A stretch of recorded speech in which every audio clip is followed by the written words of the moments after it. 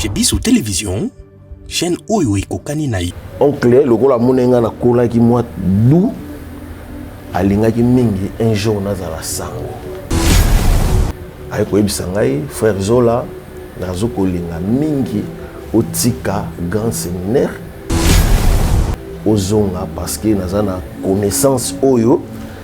En tout cas, nous sommes intéressés à pesa yango parce que aux adultes, na ebi ki koza na facilité ya ko maîtriser yango. Tu comme na deuxième mois, tant d'endémie ay ko pesa nga premier livre ya temple chamanisme ya initiation. Mais c'est Abbé Albert Davici, il était blanc. Azalaki Albert Davici, azalaki mondele italien. Je l'ai refusé dans ma modèle, mais a insisté qui tellement trop. Donc mondele wana ya linga vraiment ozala comme abetel mais ozane na connaissance. Oh ya yi. Et que ça marque troisième mois, ndé ay ko yebisanga en tout cas frère Zola il faut libérer awa parce que connaissance ozali kozwa ezali en dehors na kati église ya Nzambe le faux ozwango bisika o esengeli ozwa parce que un jour nazo lingana tikela onyonso nazali na yango. Akomi koya kotala nga na kati ya chambre chaque 23h30 à 0h30. Yemundele wana abe wana. Oui, donc abandé ko ça la disparition et bisika azali et puis apparaître. Mais c'est Abbé Albert Davici, Albert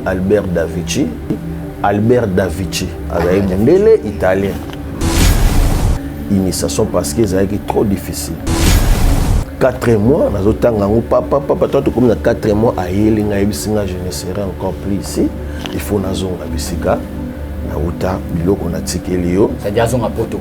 Oui, biloko na tikelio yango. Tikela ngai biloko tozali ko benga tambour. Je m'excuse pour le terme, mais le terme peut-être. Oui, tambour magique. Et ça qui a 503 pages. 503 pages. Les livres étaient, les le rôle à Sagne, comme Bexo, nous sommes dans 4, pas problème, nous sommes dans 4. Mais à condition, il faut aller plus lentement, pas par pas. Il ne faut pas accélérer, sinon, je l'ai accepté depuis 2000. Si les lots ne kokoma na 501 pages na yango, place ne pesinga ningisa na koyi koza pena batu na banda ko initier, na banda ko pesa nino. Oyo nyonso yekusaki ngai, c'est ça qu'on appelle. Oyo nyonso yekusaki ngai, c'est ça qu'on appelle chamanisme, voire réel. Chamanisme, voire réel. Moutoana kufaki azomona. Amona nagao pona nini? Parce que peut-être tant naye onzamba tchela ki na mokili akufa na nekokisamite mais akufi na volonté ya batu ya mokili to batekie ndenge na bakongo baloba ko yungola ye. Bar 201.1 bar 201.1.5 na kati ya livre ya pratique ezali ko interdire biso ndenge na mona ka batu misuba lekaka na ba plateau na ba uti bazali ko sala ba démonstration bazali ko sala mais kuna ezali ko talisa biso la mystère c'est une religion cachée oyo nyonso ezali ko sala na mystique ezali eloko esala maka secret to akoki komona te parce que c'est des mystiques. Nous avons seulement deux forces qui dirigent ce monde. La force de l'énergie positive et la force de l'énergie négative. Esprit Oyo et Koufi déjà na koyeba ngo parce que j'ai des troisième œil pichichi o nazali komona 4 j'ai des troisième œil pichichi o nazali komona 4 ya mutu peut-être mutu azali koyeba te. Bakoki ko détruire nga non bazala puissance wana te.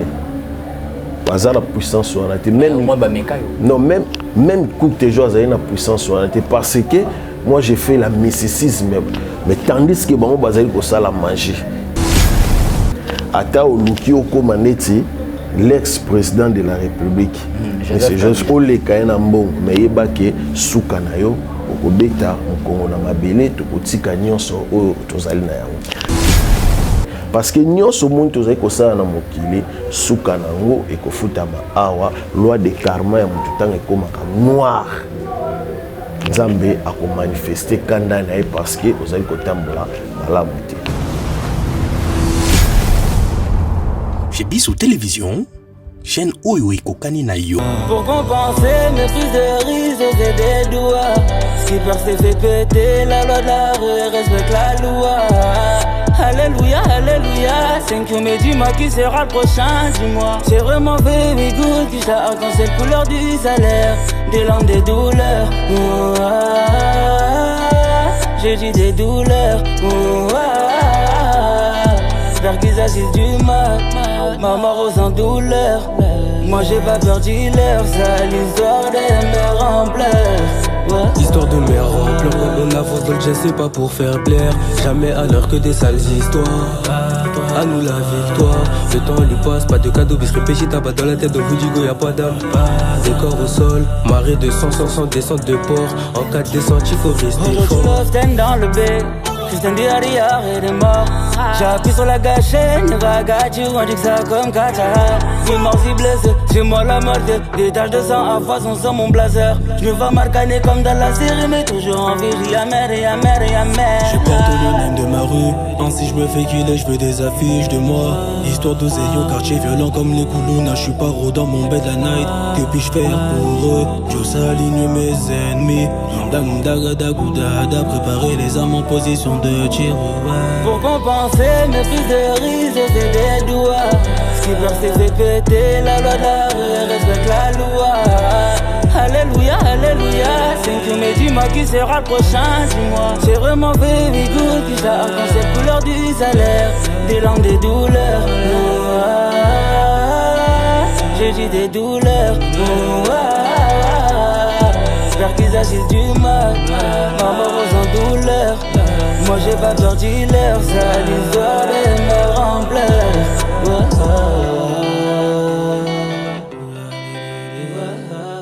Qui a dit que orphelin akoye babongo na kosepela te na mois oya décembre? Tin bokosi bozali bongo motema mabe. Tala Fondation Vida oyo ezali bongo dirige na engambe mwasi atona mayele pebwanya na bolingo ya bomama kati na ye babengi ye bongo Emily Seti Mainga mwasi nzambe mwana ya Canada ya tongo balance bongo opération sunga orphelin na mois oya décembre ekosi la bongo le 20 décembre pona koyeba bongo na ko récolter ba contribution na bino nyonso soki olingi otinda lisungi na yo.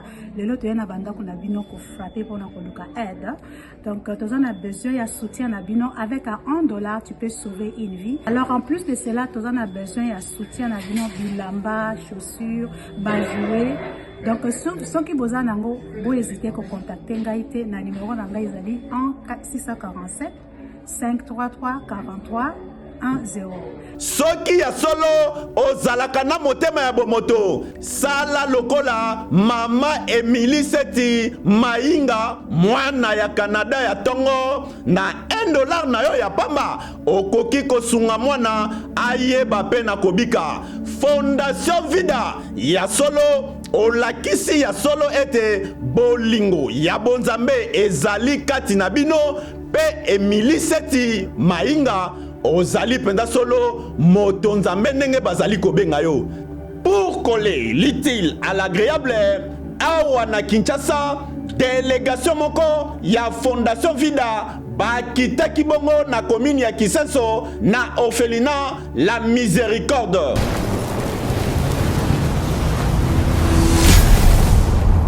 Chez Bissou Télévision, chaîne oyo ekokani na yo. Bozali ebele bokota l'émission de partout na pesi bino mbote. Mbote bala nyonso ya chez Bissou TV. Oui malamu na mission na bino réponse à nos questions. Yande ko na bino. Na pesi moyini nanga mbote, moyini mbote, moyini bonjour, moyini nanga bonsoir. Na balade nyonso ya chez Bissou Télévision, boy malam une émission na bino réponse à nos questions. Vous savez pourquoi on dit toujours la réponse à nos questions? On cherche toujours à avoir des réponses à toutes les questions que nous essayons de poser à nos invités. Merci alors pour la confiance et la fidélité. Vous ne cessez jamais de nous donner sur notre chaîne, votre chaîne chez Bisso Télévision, comme on dit toujours, la chaîne qui vous ressemble. Déjà plus de 125 000 abonnés. On vous demande alors de vous abonner très massivement sur votre chaîne éducative professionnelle chez Bisso Télévision. Dans tous les cas, il y a 100 000 abonnés. Tous ans pour ça atteindre 200 000 abonnés. Donc c'est grâce à vous. Et puis vos partages, vos likes et puis vos commentaires, vos suggestions nous fait énormément du bien. Merci comme ça à toute l'équipe de chez Bisso Télévision. Merci à Jonathan Moukadi. Merci à Denis Monsolo à la réalisation. Merci comme ça à Eli Elias derrière la caméra et puis à la réalisation. De bon travail à vous. Merci comme ça à tout le monde. Brad Bumba. C'est simple pour s'abonner. Si c'est pour la première fois que vous nous recevions, c'est simple pour s'abonner. Allez là où c'est écrit en rouge, s'abonner, appuyez ou cliquez. Alors pour avoir toutes nos notifications, il y a une cloche quelque part juste à côté de s'abonner. Appuyez sur la cloche pour avoir toutes notifications sur notre chaîne chez Bisso Télévision. Voilà. Aujourd'hui c'est une journée très spéciale. On a eu la grâce de vivre cette journée. Alors pourquoi très spéciale? Parce que c'est une émission très spéciale, un témoignage d'une personne vivante avec une expérience et puis un homme spirituel, on le rappelle, c'est un homme très spirituel. On va parler de lui, son témoignage, sa vie, pour te comprendre Oyoye Azali, pourquoi Azami est basé dans la spiritualité, pour nani alinga comprendre pouvoir astral et puis ancestral, si on peut parler de ça comme ça. Voilà, c'est qui cet homme? C'est le Père Zola. Père Zola, avec lui, on va parler. C'est pour la première fois que nous le recevons sur notre chaîne chez Bisso Télévision. Merci comme ça à Roya, à Roger Bouela, merci à toi pour l'assistance. Un homme qui fait très bien son boulot. Merci comme ça à la Fondation Vida. Comme je l'ai dit, vous voulez être partenaire de cette émission. La réponse à nos questions, c'est simple, contactez. Mon numéro est là. Alors pour l'instant, on a déjà deux partenaires. La Fondation Vida, Maman Emily Setimaïnga depuis Canada, merci à toi. Gardi Matungulu depuis Canada aussi, je te salue. Deuxième partenaire, je salue Maman Arlette Mouzia. Non pas parce qu'elle a l'argent, mais elle a l'amour de gens. C'est tellement facile dans la Kabila à Bissou. Maman Arlette Mouzia, merci à toi. Partenaire officiel des Brad Bumba. Je salue les jumelles de luxe. Bah, jumelles au tellement kitoko. Gladys et puis Lydia Seti. Merci à vous, Gladys. Des jumelles de luxe. Gladys Seti et puis Lydia Seti. Merci à ma maman. Je salue maman Aminata Nongala Bile, la maman que j'aime tant. Et puis maman Charlie, ma cuisse Nongala, Yanri Nongala Yanzambe. Aujourd'hui, je suis avec qui? Je vous présente cet homme. C'est le Père Zola. Père Zola. Première fois que Yambayo, mais oui, c'est que déjà aussi psaume na maboko oyo ezanonka psaume au tchepena les psaumes au pluriel les appellent en français. Et puis aux ana tenu oyo ya basango au lati chapelet, deux chapelets, il y a ba pouvoir makas, il y a bleu na pembe oyo umtunia ça c'est la mais oh c'est pas n'importe qui peut l'utiliser. Est aux asango abe qui es-tu Père Zola? Bonjour d'abord. Bonjour mon frère de journaliste. Nazali Sengo Makasi, collègue chez Bisso Télévision, parce que les chaînes sont suivies partout. Très bien. Comme Ngal Mokopé, Nazali Bosono, Nazali abonné na Bino, on a landaka Bino à tout moment, na commentaka et puis na emaka parce que le message est vraiment important au Bopesaka. Merci beaucoup. Pour la société. Merci vraiment, beaucoup. merci. Merci. Vraiment, on est touché de ça. Voilà, c'est pour la première photo Yambayo. Merci déjà Nandenge pour le dit pour les amours qui ont abonné à Bisso, mais tout ça un peu étiqué. On rappelle que vous n'êtes pas de Kinshasa, vous êtes du Congo central. Oui, oui. Vous êtes natif Yakuna. Ok, merci pour la motuna. Là, nazali mwana Kisasa. Ah, ok. Mais nakita Kisasa banda de 1996 pour Matadi. Ok. Na botamili awa na commune Angile. Tant papa, oui, tant papa na maman bakufi, c'est par là nous quoi qui kozwangai ameminga na Matadi pour na kotanga. C'est là maintenant qu'on va parler de votre témoignage, notre vif sujet. Ok, na Matadi parce que na kachone to yo yeba pourquoi Nzambala oyo, openeza oyo basango balata mingi. Merci. On va plus parler aussi de l'actualité, mais tout on a un témoignage et puis la spiritualité, il y a déjà très important mais Papa Bakufa Kindengenini, comment était votre vie ici à Kinshasa avant que Nena Noko na Matadi? Oui, vie est normal comme fils na ba parents na. Papa Bakufa na maladie il est qui ba quelques années maman peut aller kokufa vieux zara nango stable normal oui vieux est stable normal mais tant ba aller kokufa ba tout bando sunga biso et ba famille surtout ya biso ba africain ba famille limi ko welela ba matériel ndi esika noko yaki kozonga amemi ngai na Matadi pour na tanga tant na komi na Matadi dans le blasco pour na nzambala ona lati bongo na koyebiso mais longola nanu peut-être image qu'ils allaient à Basango soko tali Basango voilà na koyebiso pourquoi baza obenga na père so tali à Basango eza penda na balinema mon côté eza penda na balinema mon côté autant on a comme na Matadi wana ba na ba âge 96 déjà mais on l'a qui quand même oui 97 96 97 erwana oui erwana nazana 6e primaire nde ezali tango oyo nga nazonga nakendaki Matadi kofanda pa ya oncle lokola monenga na kolaki mwa du alingaki mingi un jour nazala sango abi zola ndenge okoli boye olobaka te en tout cas il faut zaka abe ayekotindanga na petit séminaire se trouve na Maïdi plutôt pardon c'est petit séminaire à Maïdi non petit séminaire ya Kibula na Kipese Kipese okoti na kati nde tozali ko luo skune ezali petit séminaire Kibula na ko sala littérature tant on a silisi nde ezalaka foke na deuxième étape o babengi grand séminaire na kati ya grand séminaire kuna nde bato bakomaka ba abe soko silisi petit séminaire après que grand séminaire na Maïdi qui sent tout au quotidien na kati kuna nde sikoyo na kendaki kosaila kotanga pona bima abe un jour mais au long la petit séminaire qu'est-ce qu'on a compris voilà tant na komi kuna na kutana na monsieur Abbé Albert Davici il était blanc azalaki Albert Davici azali mondele italien la sala 4 mois ya pamba na kati ya Maïdi qui sent tout pour na kotanga à des fois au quotidien na salle père on a tellement pour à l'époque attendre les amis mindele bando pesa mi ba cours à philosophie hein ba cours moko ya mémoire ya makasi au pende basé kuna ezalika mindele ay ko yebisa ngai frère Zola nazo kolinga mingi otika grand séminaire ozonga parce que nazana connaissance oyo en tout cas nous intéressé ko pesa yango parce que aux adou nayebi ki kozana facilité ya ko maîtriser yango à la longue mais malgré ekozoyo temps je l'ai refusé na ba modèle nyonso mais a insisté qui tellement trop donc mondele wana ya linga vraiment ozala comme abetel mais ozane na connaissance oh ya yé très bien oh ya zala yana parce que a pour ce qui ba raison mon abbé vie est trop caché tu peux pas faire ceci cela mais la famille na bino premièrement tant azali ko lobezeli ko mutazo ko sala azo soit leur vision bozana comme prophétie bozana mukie na famille yo poko ki kozala na yo libanda ou sala famille pour na ko sala famille un jour famille bungate bon on a pensé qu'il y a raison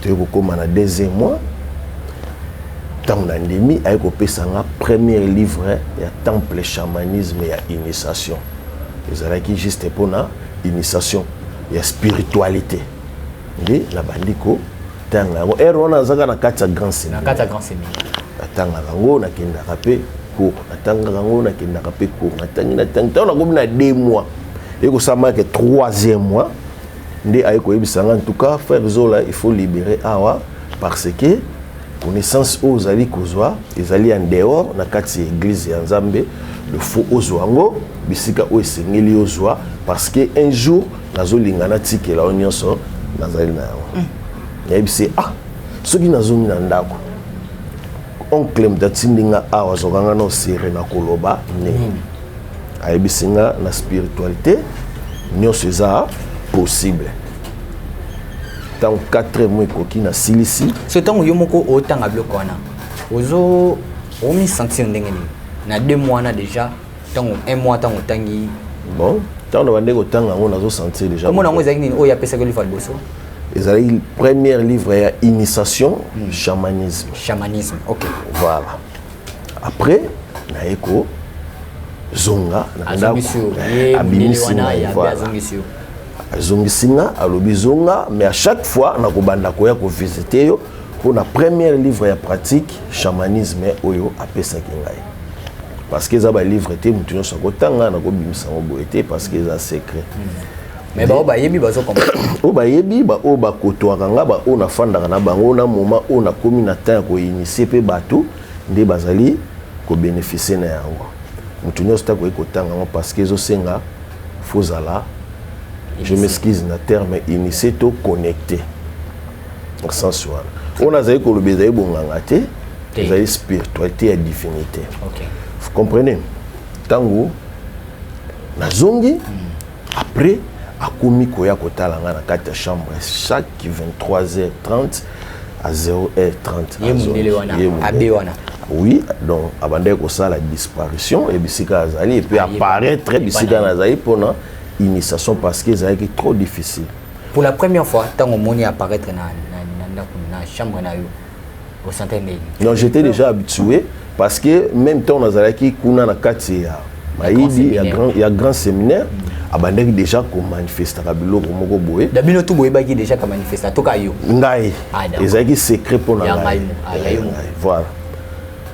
Et koleka 4 mois nazotanga ngo papa toi comme na 4 mois ayeli ngai bisinga je ne serai encore plus ici. Il faut nazonga bisika na uta biloko na tikeli yo. Ça dit azonga poto. Oui, biloko na tikeli yo yango. Atikela ngai eloko tozali ko benga tambour. Je m'excuse pour le terme, mais le terme peut-être. Oui, tambour magique. Il y a 503 pages. Il y a livre, il y a le rôle à Sagne, comme Bexo, il y a un problème, mais à condition, il faut aller plus lentement, pas par pas. Il ne faut pas accélérer, sinon, je l'ai accepté. Depuis 2000, si les lots ne kokoma na 501 pages na yango place ndi pesinga ningisa na koikoza pe na batu na banda ko initier na banda ko pesa nino oyo nyonso yekusaki ngai c'est ça qu'on appelle chamanisme voire réel. Chamanisme. Ezali connaissance, ezali spiritualité au mutu azana facilité pour quoi. Mais c'est là nous nango. Bon, en vrai, à dérouter, c'est là où ils ont pour ça. Oui, oui. Très bien. Oui, oui. Na CP là parce que na komaki comment on attend na zali kotanga ngo bilo monsieur comment ko manifester na kati nangé et ko dégoûter senga bilo ko nyonso. C'est-à-dire tu pouvais demander quelque chose boye. Oui, oui, parce que na âge wana déjà na 2000 ans azo interdire nga déjà tu ne peux jamais coucher une femme après 13 ans. Après 15 ans, après 17 ans. 2 hommes matin dans ma chambre par rapport que pour spiritualité aux ali kozwa ezo esika efanda na kimia nyonso bonga na bando kozwa ngo kaka bon nazali kotanga au fur et à mesure aujourd'hui je commence maintenant à voir bandi ko manifester si j'ai besoin de quelque chose na ebi comment na ko sambela comment na ko sala na kacha temple chamanisme laisse-moi ko définir qui signifie chamanisme. Chamanisme, ça dit tout simplement c'est la communication au monde de la mort et le monde des vivants. Je m'excuse encore dans le terme, ils allaient terme te ya kindoki, ils allaient terme. C'est trop spirituel. Voilà. Donc c'est la communication au monde de la mort. Tu peux communiquer avec des morts. Voilà. Avec médium. Voilà. Donc tel que tu as libéré, faut que tu aies ce qui a koufi, akumaka esprit. Ce que koufi comme esprit. Esprit ya mabe, to ya malamu. Dans sens signe. Parce que nzoto ya mutu ndenge ezali boyezali na biloko misatu, nous avons le corps, âme et puis l'esprit. Corps ezali enveloppe oyo ozali na yango et comme razelo lobiso ki mutu akufi. Esprit c'est réservé par Dieu batu basala mingi confusion par rapport ko yebate abandenge ba raisonnement to makambo basala mais l'âme âme a une forte puissance ou manifestaka ndengo yo kaka mususu o mutu wana kufaki azomona amona na o pona nini parce que peut-être tant na ye o nzamba tshela ke na mokili ya okufa nani kokisami te mais akufi na volonté ya bato ya mokili to bateki ye ndenge na bakongo baloba koyungola ye ale force wana ezali ko manifester pour rejoindre mutu esali bon à revendiquer. Très bien. Mais est-ce que yo mo poza mu Congo? Oui, nazali mu Congo. Ah d'accord, oza mu Congo. Mais la vie na yo hein? Oui. Toi tu n'as pas ma question. Non. Tant ozongi pas noko. Difficultés zaki yo na noko parce que noko c'est que linga ki yo ozinga musuté. Mais ça dit comme le rôle de débat tout. Boyokani sauté est-ce que vous fandaka normal na noko to abengana kayo to za? Non, to fandaki normal parce que Miss Albert Davichi il m'avait déjà dit que non à kolobelo côté parce que c'est la spiritualité. Na batanyo so na banda 2000 ans jusqu'à aujourd'hui c'est à peine na commis na pouvoir ya ko sala ba transmission ya ko solo na mutu ya ko aider mutu spirituellement. Comment ezali o ba psom na bi ba prière. Est-ce que depuis peu papa ba kufa? Oui. Na pouvoir ko ya ko zwa et pas mondele wana abe wana tu as pour communiquer avec papa et maman? Oui. Oui. Tu as fait cause à Baliwana Bango? Oui. Oui, oui. Oui, oui. Dans Zoyango, parce que c'est secret. Ils ont dans barre 201.1.5 dans le livre et pratique. Ils ont interdire biso. Ndenge na mona ka batu misuba leka na ba plateau na ba yuti bazali ko sala ba démonstration bazali ko sala mais kune zali ko talisa biso la mystère c'est une religion cachée. Oignon ezali ko sala mana mystique ezali eloko esala maka secret to akoki comme on a été parce que c'est des mystiques. Vous avez eu à parler aussi du christianisme parce que si vous avez des amis qui christianisme.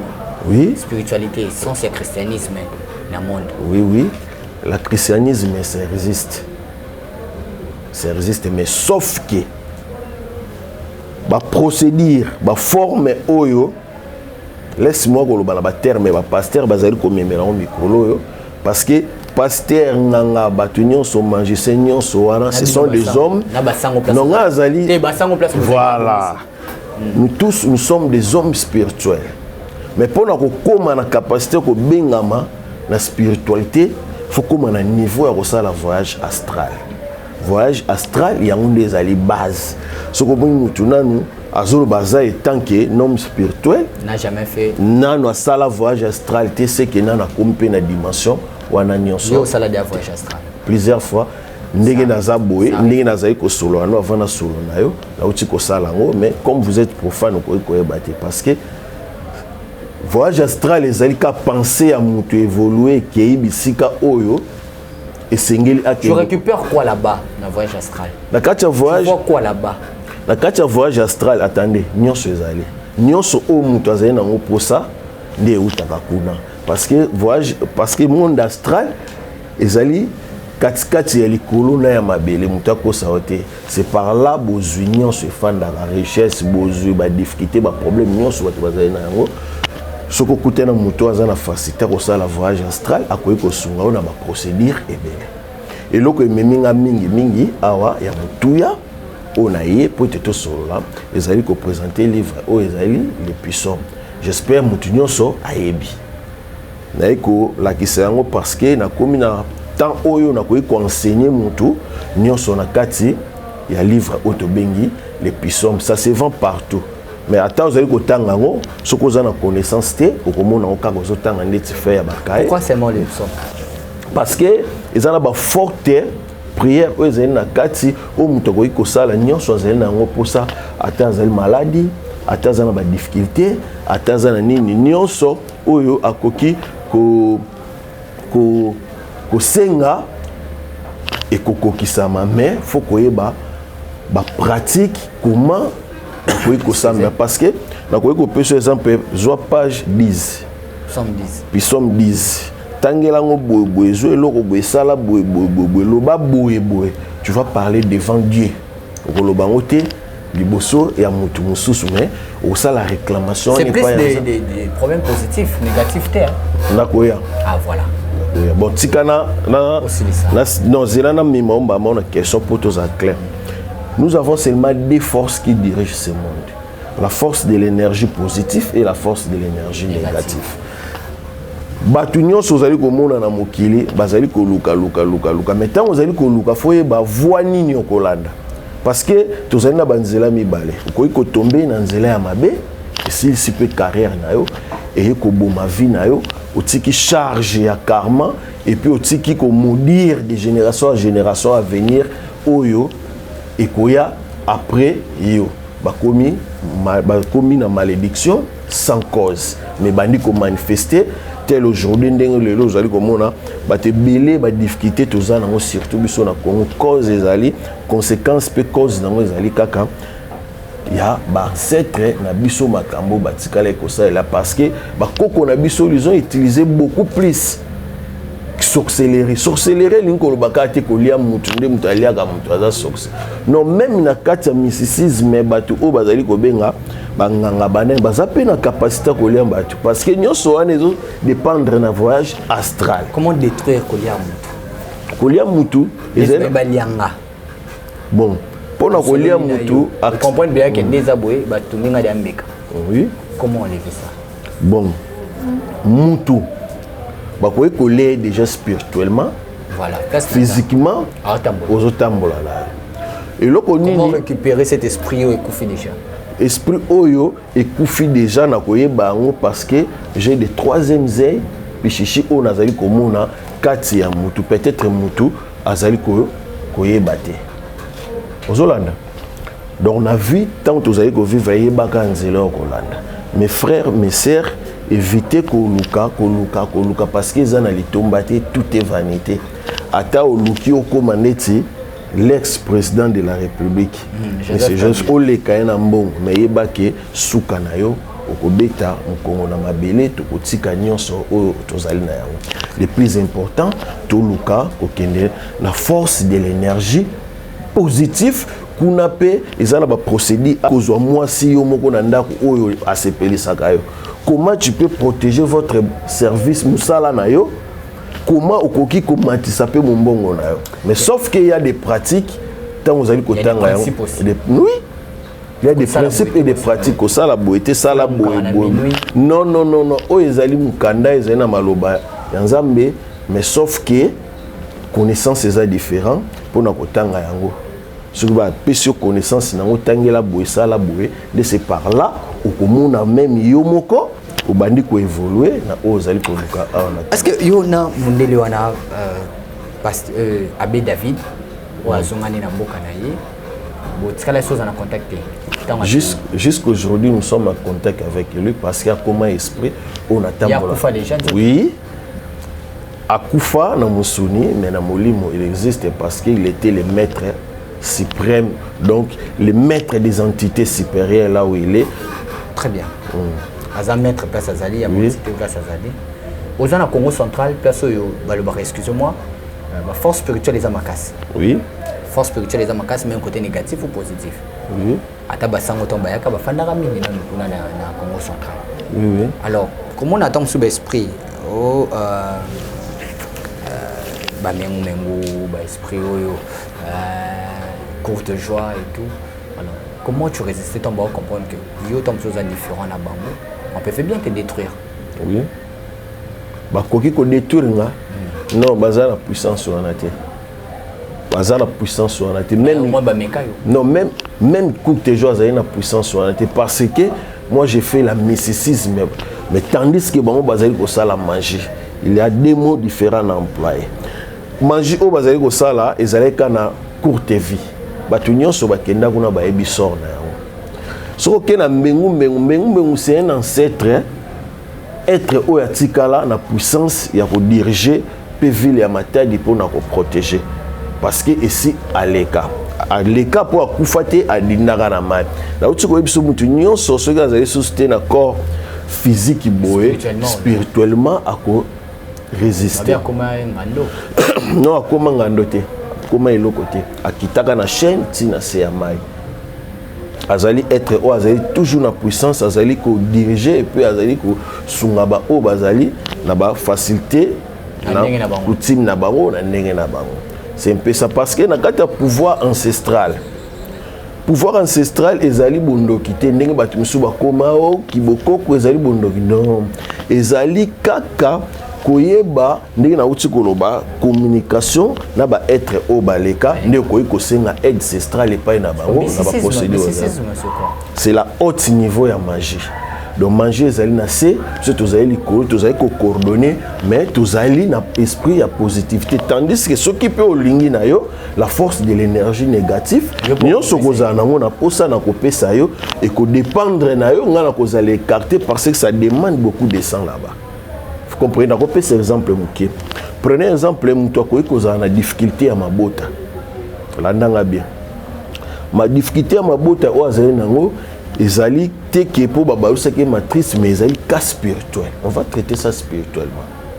Mais quand tu es spiritualité pour nous traiter spirituellement, il y a des trucs, des choses on peut acheter pour nous ça là, rituel magique qui wana to rituel wana pour nous sunga mutu oyo azali na ba difficulté à joie lobiko. Mais ceux qui osent la facilité ceux qui osent la facilité peut-être ya kosomba eloko o ba kotindo somba boisala on peut faire ça encore la force de l'énergie négative au kobota mais il y a des conditions et koya na sima parce que toke na mutoki il y a loin de monde très fort. Voilà et dérangera yo tant que ça l'appelle au mot négatif. Ndeti au fond ya cœur nanga na koyi kosala ngote parce que ça demande beaucoup de retour. Tant que zo eloko ozaye nango posa mesuka nango esprit asaleli yo de comme na loin de moindre fort. Si vous n'avez pas de côté négatif, ce qui a insisté, tant que conséquence, tant condition, c'est lui qui va subir les années. Mais beaucoup plus, il a pu savoir conseil. Qui est Jésus-Christ? Jésus-Christ. Jésus-Christ, il était prophète. Jésus-Christ, il était prophète.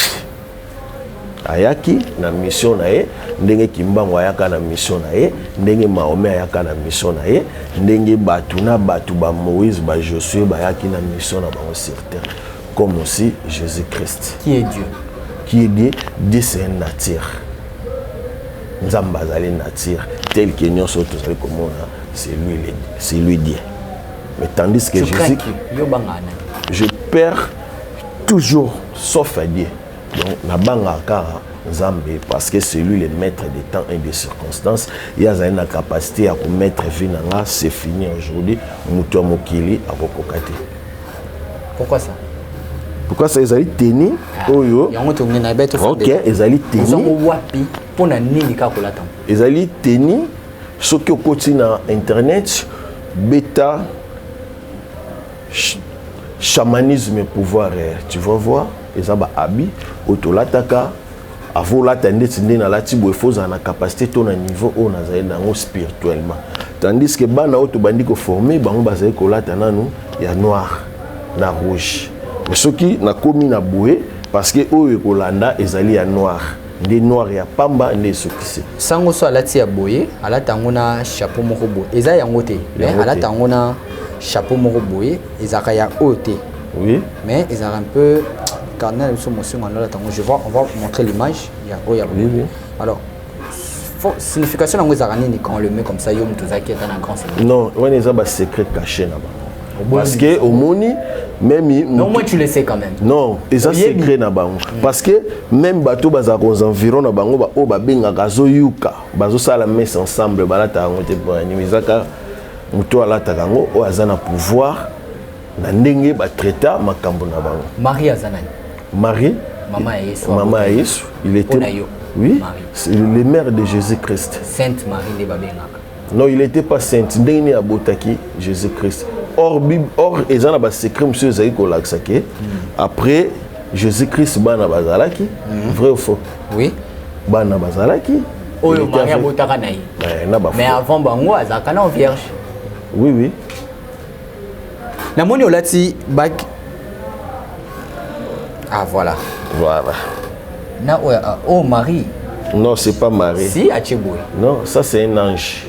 Quel ange? Lui aussi c'est un ange, vous voyez. Tu vois? Ange. Oui. C'est pas Marie.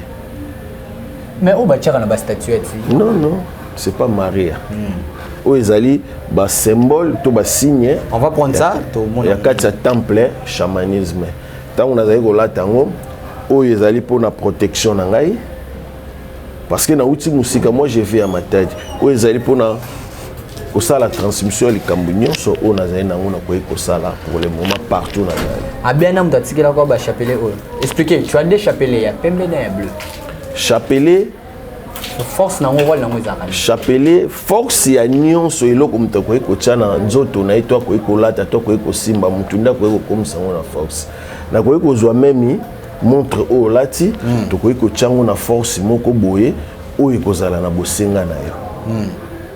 Oso comprendre mais ndeti oyo o na lati o na lata rango kaka mingi soki peut-être na likambo ezali secret ezali serré baka o peneza spirituel parce que eza na force ya divinité d'ailleurs tant vous allez kotala vous allez komona eza na symbole ya Jésus Christ. Oui, Jésus na croix. Vous voyez non? Donc tant abimaka pambate abimaka na ba rôle na ba beats oyo na bingela kae pour na ko résoudre peut-être. Tu appelles Jésus aussi. Mais oui, c'est un esprit. C'est un esprit. Ils ont les cambo. Ils ont prié mususu. Ce qui n'a yebisi yo. Je vois exemple mai oyo. Tcha yango boy. Je vois pisson boy. Je vois yango tcha yango boy. Ils ont ba place mususu ezali ko senga. Il faut au sala symbole ya croix ya Jésus Christ et puis tu peux peut-être bassin au tché. Ils ont prié on a popé ça yo. Vous allez coller là directement à prophète Jésus-Christ pour résoudre les difficultés aux hommes. Là, tu nous as montré Jésus, mais la bête de cela Marie. Hein? Oui. Les Colobaché, Sainte Marie. Hein? Mais oui. Mais oui. Il y a une force. Vierge Marie a une force. Il y a ma casse parce que Nzambe a un message par un ange. Aya et pas un aïe au kobo ta fils de l'homme. Il savait pourquoi. Ayaki et pas parce que loi de karma nae ezalaki ya malamu azalaki na loi de karma ya mabete parce que nyonso muntu ozali kosala na mokili suka nango ekofutama awa loi de karma ya mutu tanga ekomaka noir Nzambe akomanifeste kanda nae parce que ozali kotambola malamu te soko za na eloko lukaka kosunga batu soko za na bomengo lukaka ko aider batu baza na ba passe pour na ko éviter loin de karma no ezali ko purifier yo directement. Très bien, merci beaucoup. Alors, comme je dis toujours, la Fondation Vida, partenaire officiel de cette émission.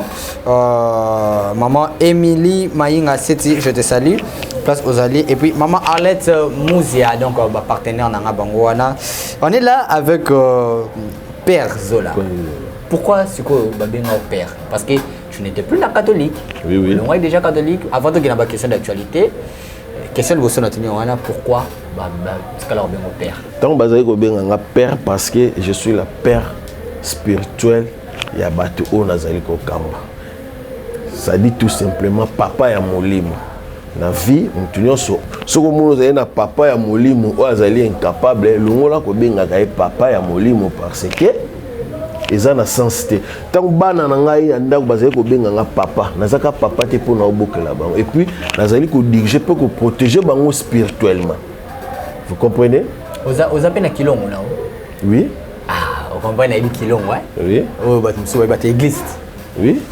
Église n'est pas. L'église n'est pas la Matadi. Comment on dit? Temple chamanisme, pouvoir réel. Point de temple. Temple c'est dit tout simplement, même église, c'est ça temple. Et si quand on bat tout bazali, kosangana. Oui. Bah difficulté ni on rencontre na vie na. Ebele. Ya makasi net première difficulté on a coûté on a vu nanga. Pour nazana ba pelle ebele na yambaka par-ci par-là batu babengaka ya ba témoignage. Ndenge na sungaka batu. Eza na frère moko si je n'oublie pas il est en Allemagne. Azali na ba kamoko ezaki vraiment spirituel. Oui, azali vraiment na ba kamoko spirituel faut que sungaye. Mais pour na sungaye et ça là qui est vraiment difficile parce que et senga ki to kendeka na pouvoir ancestral ya libota na bango. Tant nazali ko senga aide ancestrale pa ya ba koko na bango ba pesa biso accès pour to bikisa molimo ya ndeko na bango de ce par là et puis ça qui retour na mwasi na e autaki ko kufa. En tout cas nazali na souci mingi,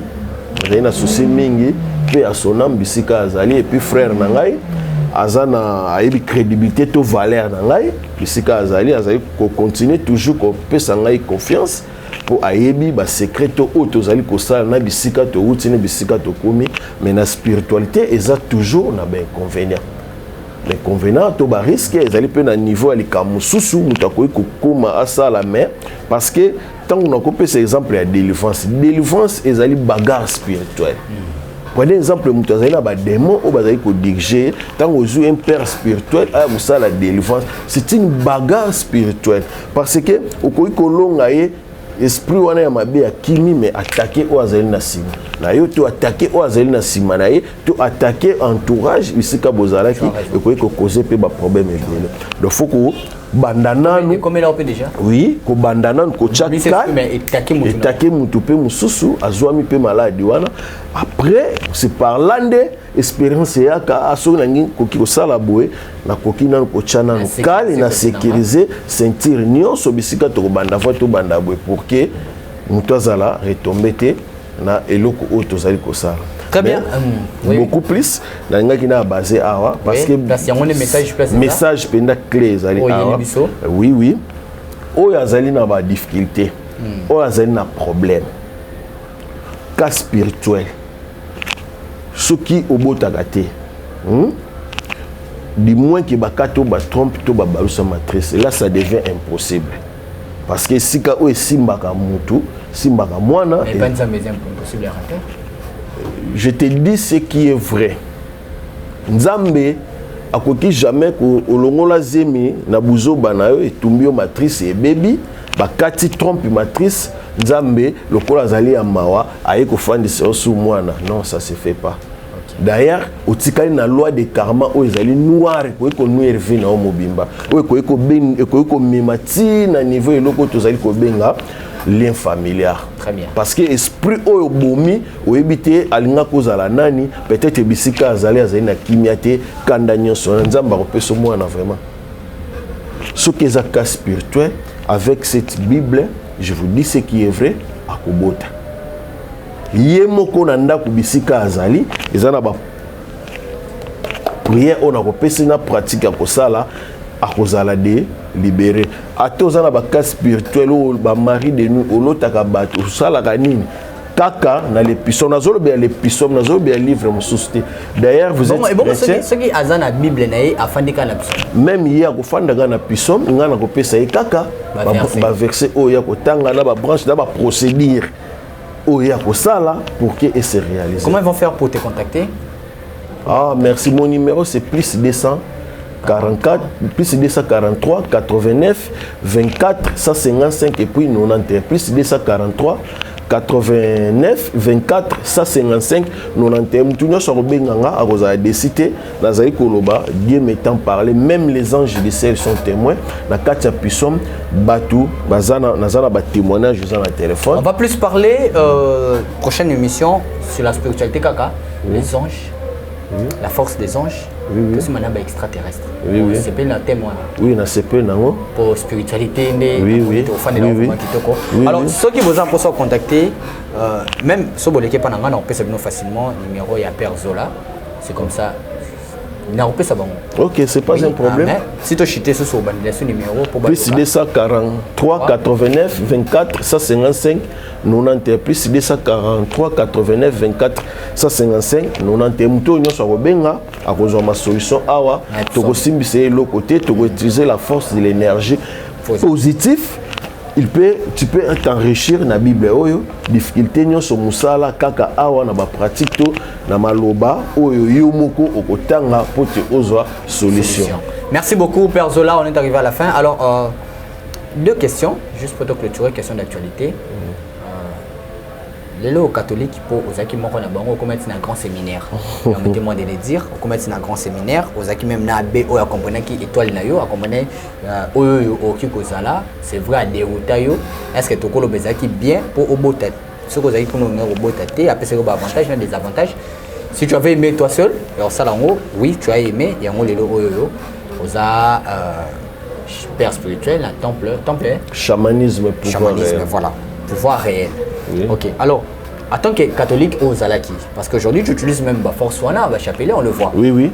Lelo yo, pape François a accepté mariage homosexuel.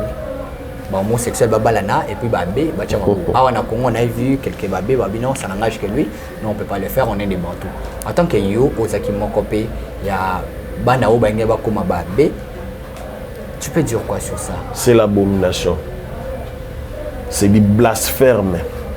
Ezali likambo oyo ko balola mokili mbala moko na maloba nzambe parce que pesa ka nzambe tana zo ba blasphème, cela veut dire loko ezali ko pesa nzambe kanda makasi. Abomination, oui. Même tu peux faire tout. Tu peux faire tout. Ouais.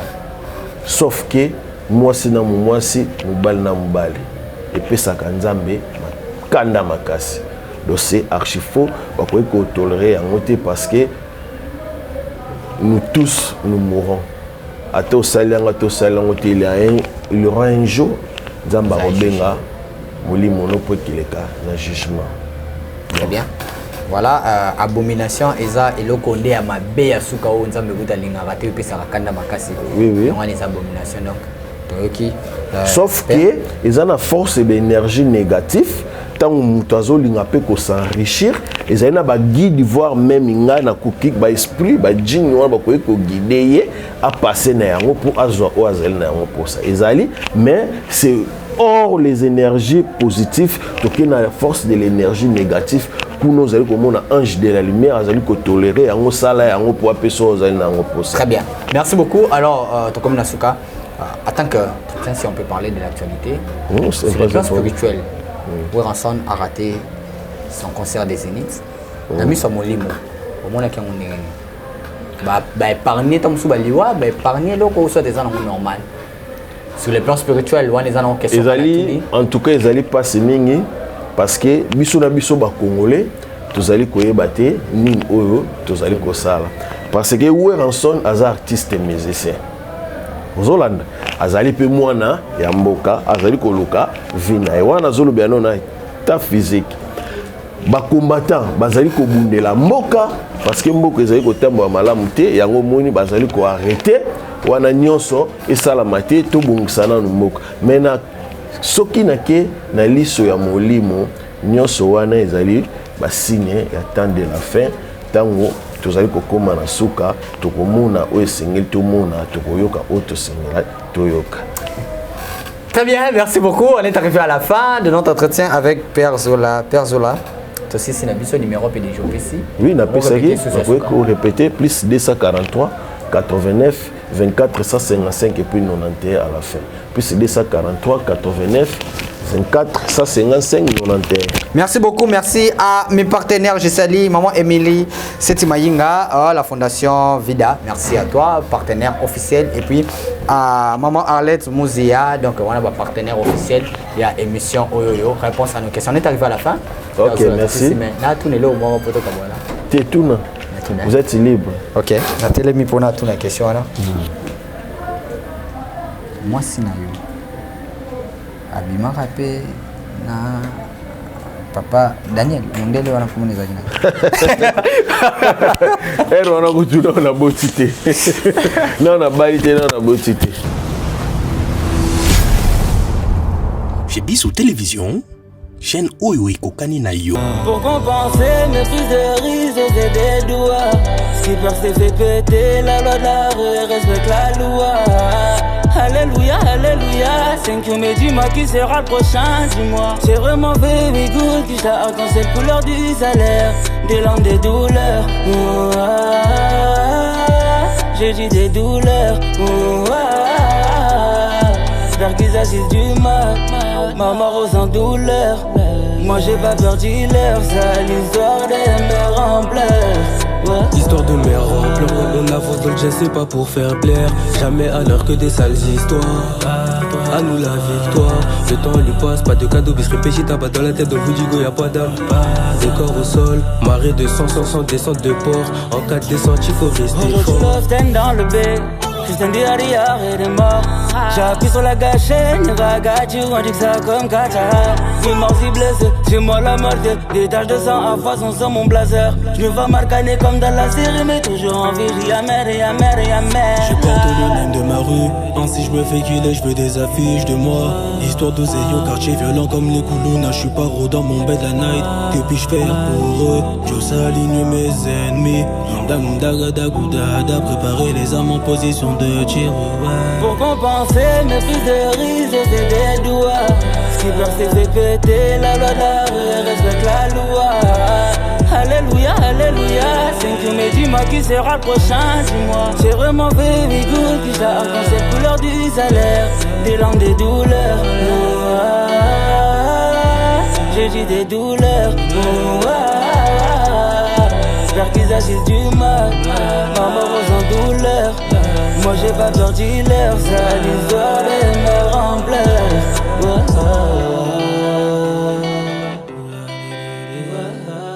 Qui a dit que orphelin akoye babongo na kosepelate na mois oya décembre? Tin, bokosi, bozali bongo motema mabe. Tala, Fondation Vida, oyo ezali bongo dirige na engame mwasi atona mayele pebwanya na bolingo ya bomama kati na ye babengi ye bongo Emily Seti Mainga mwasi nzambe mwana ya Canada ya tongo. Balance bongo opération sunga orphelin na mois oya décembre ekosi la bongo le 20 décembre pona koyeba bongo na ko récolter ba contribution na bino nyonso soki olingi otinda lisungi na yo. Lelo toyena bandako na bino ko frapper pour na koluka aide. Donc tu as besoin de soutien na bino avec $1 tu peux sauver une vie. Alors en plus de cela tu as besoin de soutien na bino bilamba, chaussures, jouets. Donc ceux qui besoin nango bo hésiter ko contacter ngai te na numéro na ngai ezali 647 533 43 10. Soki ya solo ozalaka na motema ya bomoto sala lokola mama Emily Seti Mainga mwana ya Canada ya tongo na $1 na yo ya pamba okoki kosunga mwana ayeba pe na kobika. Fondation Vida ya solo olakisi ya solo ete bolingo ya bonzambe ezali kati na bino pe Emily Seti Mainga ozali penda solo moto nzambe ndenge bazali kobenga yo. Pour coller l'utile à l'agréable, awa na Kinshasa délégation moko ya Fondation Vida bakitaki bongo na commune ya Kisenso na orphelinat La Miséricorde.